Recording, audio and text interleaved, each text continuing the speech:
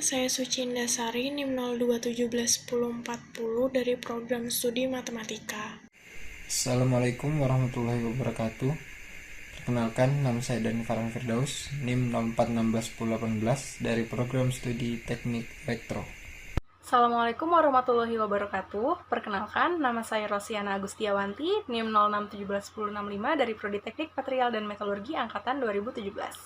Assalamualaikum warahmatullahi wabarakatuh. Perkenalkan, nama saya Giri Muhammad Putra dengan nomor induk mahasiswa 10171031. Perkenalkan, nama saya Brigita Marcelin, NIM 11181020 dari program studi informatika. Perkenalkan, nama saya Hangga Triirawan, NIM 11181033 dari Prodi Informatika. Perkenalkan, nama saya Joshua Linggi, NIM 13181033. Pada kesempatan kali ini, kami dari kelompok 10 ingin menjelaskan tentang pengelolaan sampah botol plastik untuk dimanfaatkan menjadi pot tanaman vertikal pada daerah Kampung Baru. Seperti yang kita semua ketahui, permasalahan sampah di daerah Kampung Baru masih belum terkelola dengan baik sepenuhnya, terutama untuk sampah-sampah plastik seperti botol-botol plastik yang terbuang sia-sia dan akhirnya menumpuk, kemudian mengakibatkan bau tidak sedap dan menjadi sarang penyakit. Kemudian, berdasarkan hal tersebut, kami sekelompok merumuskan beberapa masalah. Yang pertama, bagaimana caranya menganalisis permasalahan sampah di daerah Kampung Baru. Kedua, bagaimana caranya mengatasi permasalahan sampah di daerah Kampung Baru. Dan ketiga, bagaimana caranya menerapkan pengelolaan sampah yang baik dan benar di daerah Kampung Baru. Kemudian, apa sih manfaatnya dari kegiatan ini? Yang pertama, kegiatan ini menambah wawasan kita tentang prinsip 3R, yaitu Reduce, Reuse, and Recycle. Dan yang kedua adalah membiasakan pola hidup bersih dan sehat.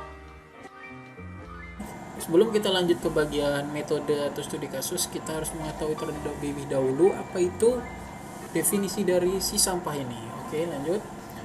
Pengertian sampah. Berdasarkan Undang-Undang Nomor 18 Tahun 2008, sampah adalah sisa kegiatan sehari-hari manusia dan atau dari proses alam yang berbentuk padat.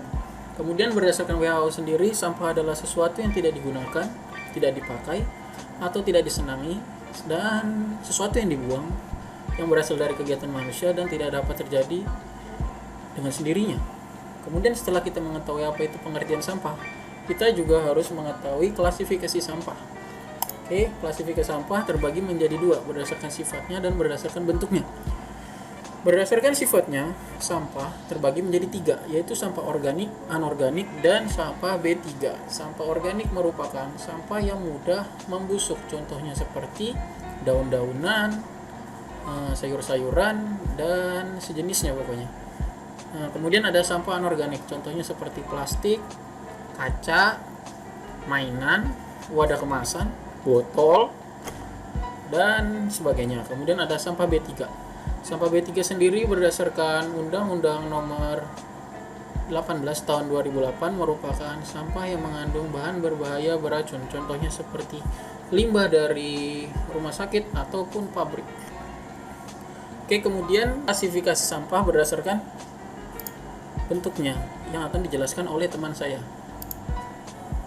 Jadi, berdasarkan bentuknya, sampah terbagi menjadi dua jenis, yaitu sampah padat dan juga sampah cair. Sampah padat ini merupakan segala bahan buangan selain kotoran manusia, urin, dan juga sampah cair. Sampah padat ini dapat berupa sampah rumah tangga seperti sampah dapur, sampah kebun, plastik, metal, gelas, dan lain-lain. Nah, dan menurut bahannya, sampah padat ini dapat dikelompokkan menjadi sampah organik dan juga sampah anorganik, seperti yang dijelaskan oleh teman saya tadi. Sedangkan sampah cair adalah bahan cairan yang telah digunakan dan tidak diperlukan kembali dan dibuang ke tempat pembuangan sampah. Kemudian pengelolaan sampah dengan konsep 3R, yaitu reduce atau pengurangan limbah yang dapat dicapai dengan 3 cara dasar, yaitu dengan mengurangi jumlah bahan yang digunakan per produk tanpa mengorbankan kualitasnya, kemudian meningkatkan masa pakai suatu produk, dan menghilangkan kebutuhan akan produk tersebut. Contohnya seperti menolak kantong plastik dan membawa tas sendiri saat membeli suatu barang. Kemudian yang kedua, reuse atau penggunaan kembali barang-barang yang sudah dibuat yang sudah tidak digunakan sebagaimana mestinya, di mana dengan menggunakan barang-barang bekas untuk keperluan tertentu, tanpa harus mengolahnya. Contohnya seperti menggunakan kaleng kopi untuk memegang paku.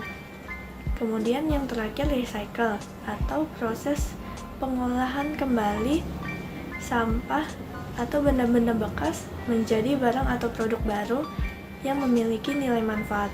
Contohnya seperti mengolah botol plastik menjadi pot vertikal. Jadi selanjutnya adalah skema kerja. Jadi sebelum kami semua melakukan kegiatan, kami semua mengumpulkan data. Apa saja hal yang cocok untuk dijadikan objek pengelolaan sampah.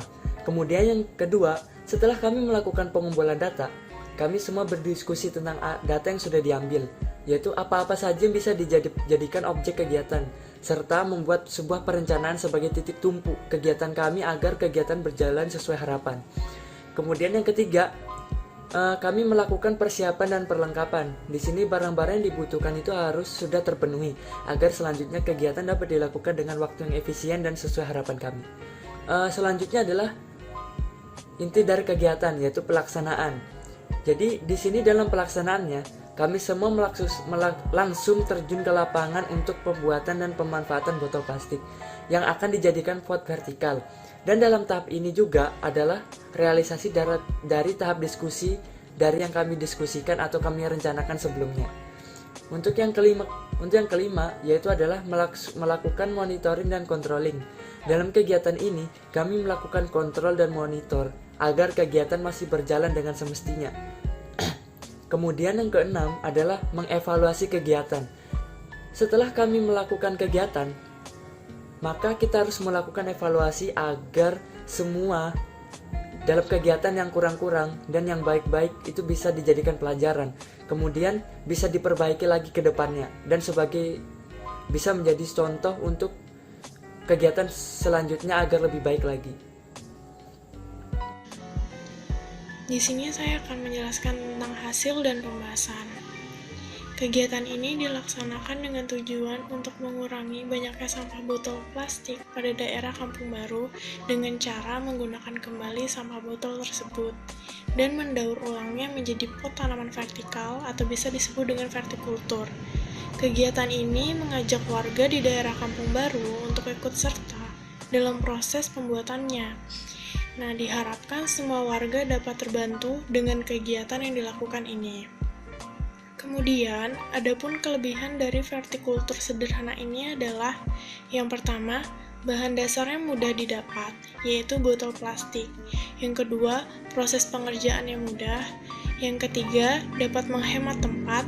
Yang keempat, mempercantik daerah rumah dan daerah sekitarnya. Dan yang kelima, dapat menjadi kegiatan positif bagi keluarga dan juga dapat mengembangkan kreativitas anak. Pada kesempatan kali ini saya akan menyampaikan beberapa kesimpulan yang dapat diambil dari kegiatan yang kami lakukan. Ada 3 kesimpulan. Yang pertama adalah melakukan observasi lapangan untuk menganalisis permasalahan sampah pada daerah Kampung Baru. Yang kedua, melakukan kegiatan recycling pada limbah yang sulit terurai seperti botol plastik. Dan yang terakhir, mengajak serta warga untuk turut membuat pot tanaman vertikal dari botol plastik. Ya, kiranya itu dapat saya sampaikan. Jika ada pertanyaan bisa ditanyakan. Terima kasih.